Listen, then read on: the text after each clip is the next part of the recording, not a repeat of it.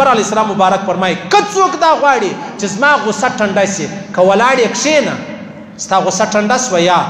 که نه پرېوځه یا پیغمبر صلی مبارک فرمایي اعوذ بالله من الشیطان الرجیم ووایاست یا پیغمبر علیه السلام مبارک فرمایي کښېنه اوبه وڅښه بیا به دا ستا غصه ټنډه سي. وهب بن منبه دا یو بزرګ تېر سوی دی تابعي دی هغه دی د یهودو عالم تېر سوی و د یهودو دی وایي د کفر چې دی هغه څلور اسباب دي د کفر څلور اسباب دي په هغو اسبابو کې یو سبب غصه ده بل سبب چې دی هغه وعده الخلافه ده بل سبب چې دی هغه لالچ دی او بل چې دی هغه اول غصه دویم شهوت دی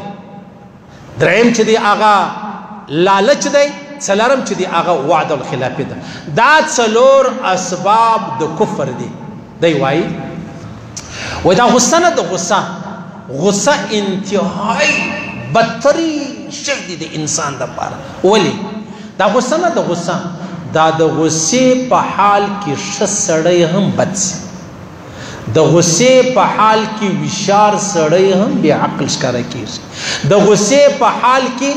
حالم سړی بردوباره سړی هم چې ښکاره کېږي د غصې او د قهر سره مغلوب ښکاره کېږي. وایي یو نبي و زواجر والا لیکلی دی علی بن حجر هیتمی لیکلی دی وایي یو نبي و هغه اعلان وکړي چې زه و تاسو ته یو عمل در ښیم که چا دا عمل خپل کوي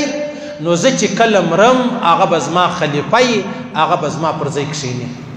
یو ځوان ولاړ شو هغه ویلی چې زه دا امر پر کوم دا وعده در سره کوم. په سبا یې بیا اعلان وکړي بیا هغه ځوان ولاړ شو په دریم سبا یې بیا اعلان وکړي بیا هغه ځوان ولاړ شولو. ځوان ته د نبي ویلې واوره خبره واوره ول ته دا کولی سي چې زه یو امر درته وکم یوه خبره درته کښېم ول ولې نه کوم خبره راشه ول زما سره وعده وکړه چې زه به غصه نه کوم زما سره وعده وکړه چې زه به غصه نه کوم. هغه ول پر دواړو سترګو ستا سره زما وعده ده. یا بل روایت کې راځي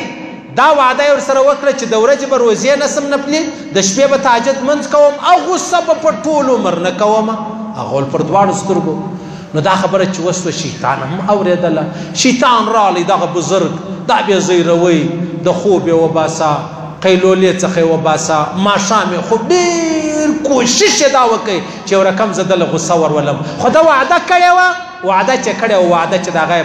بېجایه نه وه کړې نو دی پر وعده وختی ول کله چې هغه نبي وفات کېدی بیا یې دی خلیفه کوي د ځان دپاره چې زما زه خو نبي یم نبوت خو نو مطلب نبي نه یې زما پر ځای ناست و خلکو ته دین و اسلام و خبرې ورښیه ول بیا د هغه لاره خپله کړه هغه سړی ذوالکفل و. ذوالکفل په باره کې راځي ډېر مطلب بزرګ الله والا بلکې د نبي زوی بلل کېږي چې دا په قرآن کې دوه ځایه ذکر راغلی دی. نو دا خبره خپله کړله چې زه به غصه نه کوم بیا الله پاک څومره لویه مرتبه ورکړله. ابن حجر هیتمي مولوي صاحب فرمایي وایي ګوره پیغمبر علیه السلام مبارک شو وفات شو ډېر تازه مسلمانان تازه په خشم شو دا څنګه نبي دی دا ولې مړ سو دا څنګه مړ سو بیرته ایمانونه و اسلام کلمه پرېښوله مرتد سو کافران سو. ګوره دا چې دا د غصې د وجې او بیا بله خبره دا ده پیغمبر علیه السلام نه یو سړی راغلی بخاري حدیث دی چې اوصني یا رسول الله ما ته وصیت وکړه. پیغمبر صلی مبارک ورته فرمایي لا تغضب خشکه مه کوه غصه مه کوه. شاید هغه سړي به غصه ډېره کوله خشم به یې ډېر کوی. پیغمبر صلی مبارک خو داسې طبیب و حکیم و چې د حال مطابق د شان مطابق د موقع مطابق خبره کوله. نو وده ته هغه ناجوړي ورشوه چې هغه ناجوړې په دې کې ډېره راغلې وه ول غصه مه کوه. بیا هغه پوښتنه ځینې وکړه فردده مرارا بار بار پوښتنه وه بار بار پیغمبر صلی الله فرمایلی غصه به نه کوې غصه به نه کوې. او دا غصه شیطان وایي کله چې یو سړی په غصه سي موږ دی داسې استعمالوو لکه سړی چې ګیند راواخلي د هغه دیواله سره یې ووهي بل دیواله لره په خپله راځي بیا موږ دی داسې کو چې دی مغلوبه کو دی داسې غصه و قهر ورسي بیا خپلې کوروالا ته شیرینه کوروالا ده هغې ته وایي په ما په درې نه په 300 طلاق نه سړی وایي یاره ماله ډېره غوسه راله په ځان نه یم پوه سوی له ما غلط کار وسلو بس شیطان وایي ما خپل کار وکړي شیطان وایي ما خپل کار وکړي او پیغمبر علیه السلام مبارک فرمایي که څوک دا غواړي چې زما غوسه ټنډه سي که ولاړ یې کښېنه ستا غوسه ټنډه سوه یا که نه پرېوځه یا پیغمبر صلی مبارک فرمایي اعوذ بالله من الشیطان الرجیم ووایاست یا پیغمبر علیه الصلاة والسلام مبارک فرمایي کښېنه اوبه وڅښه بیا به دا ستا غوسه ټنډه سي ماهر نفسیات خلک بیا وایي دوو کسانو لره به ډېر ښه ښه مرځي یو هغه سړی چې خوب یې نه پوره خوب را نه کوي دا سړی لره پر هره خبره باندې خوش کوه غوسه و ښه ښه مرځي